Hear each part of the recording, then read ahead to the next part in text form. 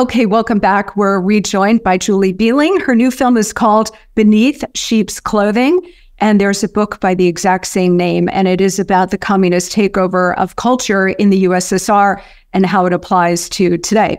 So speaking of today, Julie, can you talk to us about who today's Marxists are?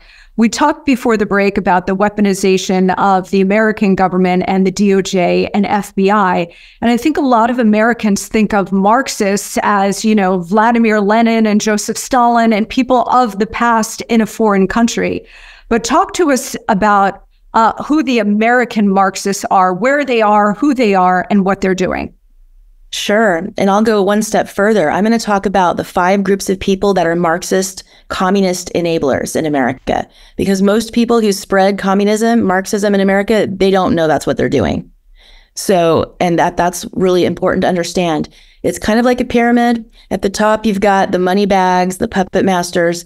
And to be honest, these people are usually not communists themselves. In America, we've seen super capitalists funding communist agendas. And why is that? Because the super capitalists and the communists both are seeking a very high centralized power in their hands. So they'll work together just fine. The next level down from the money bags is the avowed communists. That's a very tiny percentage of people in America that are true blue communists. Next level down is the fellow travelers. These are the leftists and progressives that they don't want communism. They don't want the mass murder and the starvation that come with communism, but they agree with the communists on a lot of things. So they work together to push things left, and they feel good in the process of doing so. The next level down is the dupes, the people that fall for the lines. Communism in the Soviet Union, it was bread, land, and peace that was promised to the masses. Bread, well, how did that work out for them? We had massive famine in Ukraine. The government came and took their bread. Peace. There was quite a lot of war, a lot of bloodshed, and land. Yeah, the government came and took the land forcibly from the peasants. Now, here in America, it's equity. We're going to have this equitable future. No one's going to be left behind. We're going to help all the oppressed classes.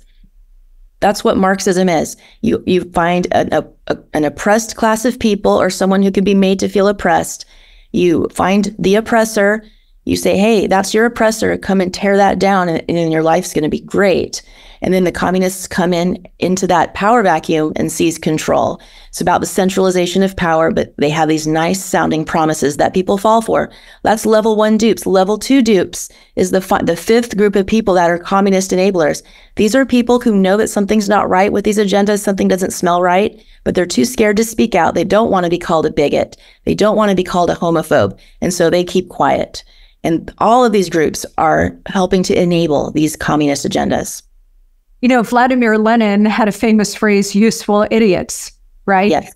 So yes. The people who weren't aware of Marxist ideology and how Marxism functions in the real world, you know, they could be workers who fall for the workers of the world unite slogan and the evil capitalists are exploiting me, or college kids who are idealistic, who have no idea, and everybody in between. We call them low information voters, but you get the idea. So what you just laid out is really critical, that pyramid of people who may not be avowed Marxist-Leninists, but they are supporting the agenda, whether it's wittingly or unwittingly, right?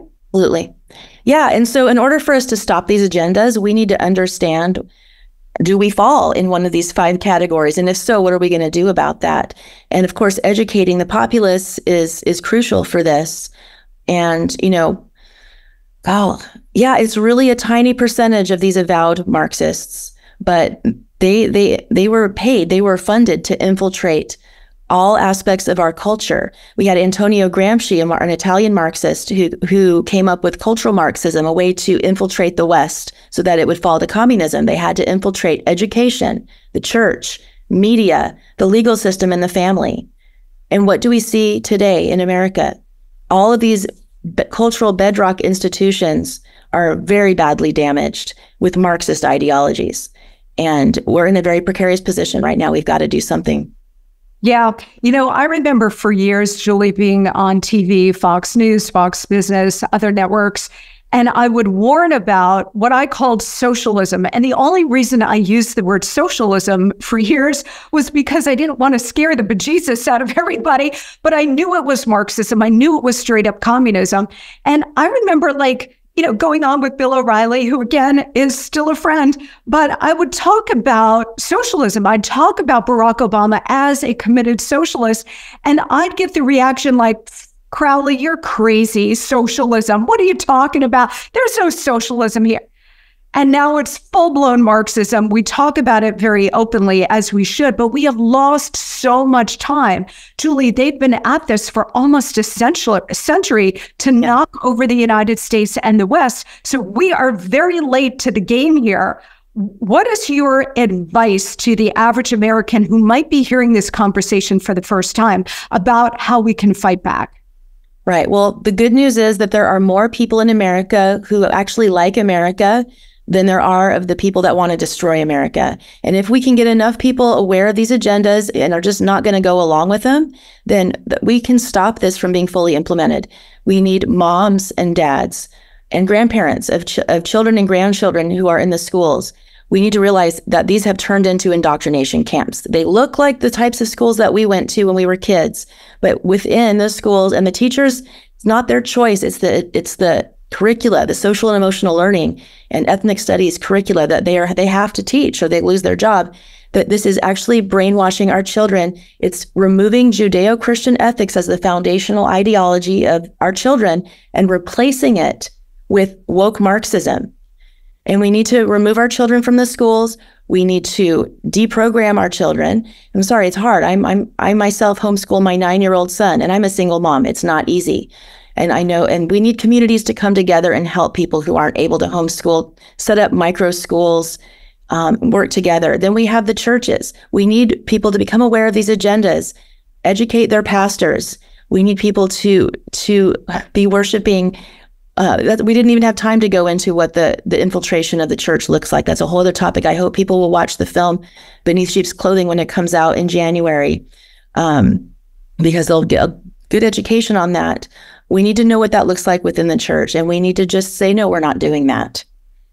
Yeah, that'll be a topic for a different day. I'd love to bring you back on my podcast. I'm sure Dinesh will have you back as well, because just this week, the Pope sitting at the Vatican in Rome said he was going to bless or allow priests to bless same-sex couples, right? So he is a communist out of Argentina. He's sitting at the top of the Roman Catholic Church. So there's a lot of this, and it's not just Catholic Church. It's Protestant churches, it's synagogues, it is across the board.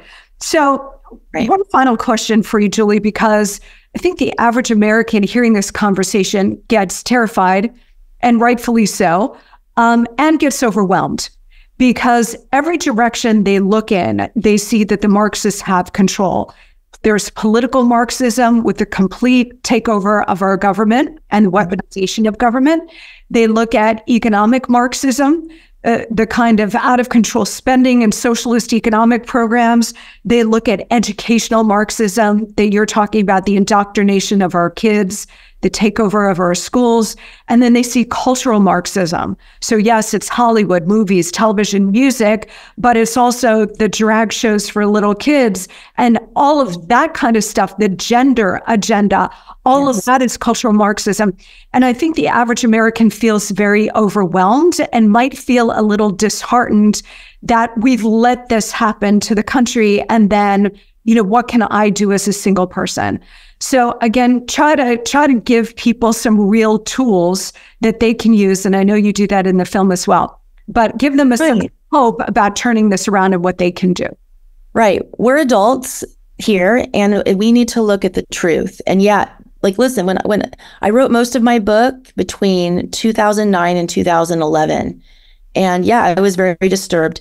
And then I set it aside. I had some other things I had to do, and I kind of had a mental block. I couldn't finish the book. And then I don't think I was supposed to finish it then. I set it aside for almost a decade. I came back to it and finished it in the early 2022. And even I was shocked at how much worse things were.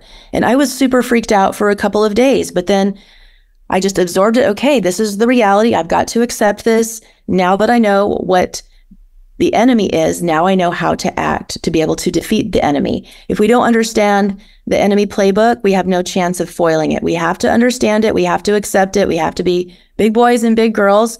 And literally understanding the agendas, that alone is powerful. And if we have we are having a mass awakening right now already. We have a chance of really preventing this from going full tilt. I think we can. I think we will. And I will do everything I can to make that possible. And I hope everyone listening will too. Open eyes and knowledge are power. And I want to thank you so much for being here. The book and the film are called Beneath Sheep's Clothing. And Julie, tell us where everybody can see the film and where they can get the book. Right. Go to beneathsheepsclothing.movie and watch the trailer. And there's also a link there to purchase the book if you'd like. All of our information, we have live premieres in Phoenix, Arizona, January 11th, St. George, Utah, January 12th, Salt Lake City, January 13th, and then we have our online premiere January 19th. All the ticket information is available at beneathsheepsclothing.movie. Well, thank you so much for being here, Julie, and for producing this really important book and film. You are certainly doing your part to wake everybody up, open everybody's eyes, and arm them with the reality, as terrifying as it is. But you can't defeat the enemy within without knowing who the enemy is and what they're all about. So thank you so much, Julie. Great to see you. Thank you for having me. Yeah. Well, it's the holiday season, and if you're like me, I love to go to the movies during this period of time. It's so much fun to get bundled up and go out and see a great film. Well, this Christmas, the new movie from director George Clooney arrives. It's a rags to riches absolute crowd pleaser based on the #1 New York Times bestselling book. The inspirational true story about one of the most difficult sports in the world and the 1936 University of Washington college rowing team that competed for gold at the Summer Games in Berlin will totally inspire you. This team rowed out of need to eat, need to sleep, and it gave them an edge that captures the power of working together to overcome all odds while rowing for America. They don't make movies like this anymore, and it's filled with wholesome content that makes it the ideal multi-generational movie for the holidays.